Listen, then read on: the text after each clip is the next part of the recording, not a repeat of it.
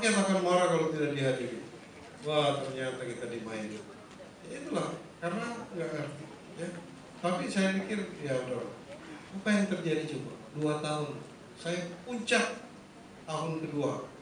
Istri saya udah ngomong gini, kita kan sudah datang ya, dan sudah melaksanakan apa yang diinginkan rakyat. Jadi bupati.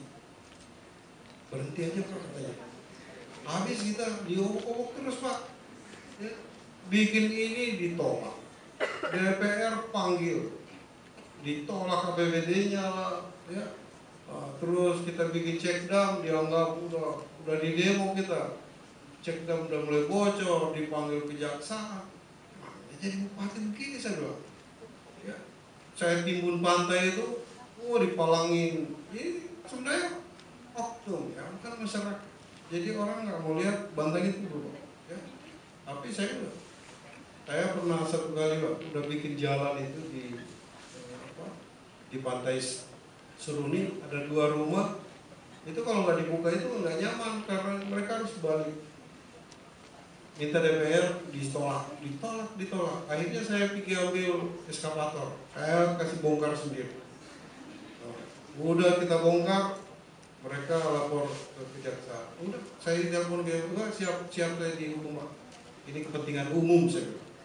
Jadi akhirnya saya menjadi orang gila. Ya, karena kalau kita jadi orang baik-baik nggak bisa bekerja, jadi pura-pura gila. Jadi akhirnya semua orang bilang, bahaya pembuatnya, kayaknya gila-gila itu. Ternyata alhamdulillah ya. Jadi kalau saya tadi ya, bukan pulang karena sesuatu. Saya hanya melihat bahwa dan saya kira sehebat-hebatnya manusia itu baru dikatakan hebat kalau dia bermanfaat terhadap orang lain. Ya. Karena itu, ya. Yang lain, ya. Setelah ini jadi apa? Kembali ke kampus ngajar. Kita ini orang kampus, ya. Karena saya bukan termasuk orang yang haus kekuasaan. Tetapi kami siap untuk mengabdi untuk rakyat, ya. Kalau diminta. Jadi kalau bagi saya udah itu yang paling real. Karena saya orang kampus, selesai menjadi bupati kembali ke kampus. Persoalan ada tugas dari rakyat itu nanti, ya. Saya kira demikian. Iya, menarik sekali.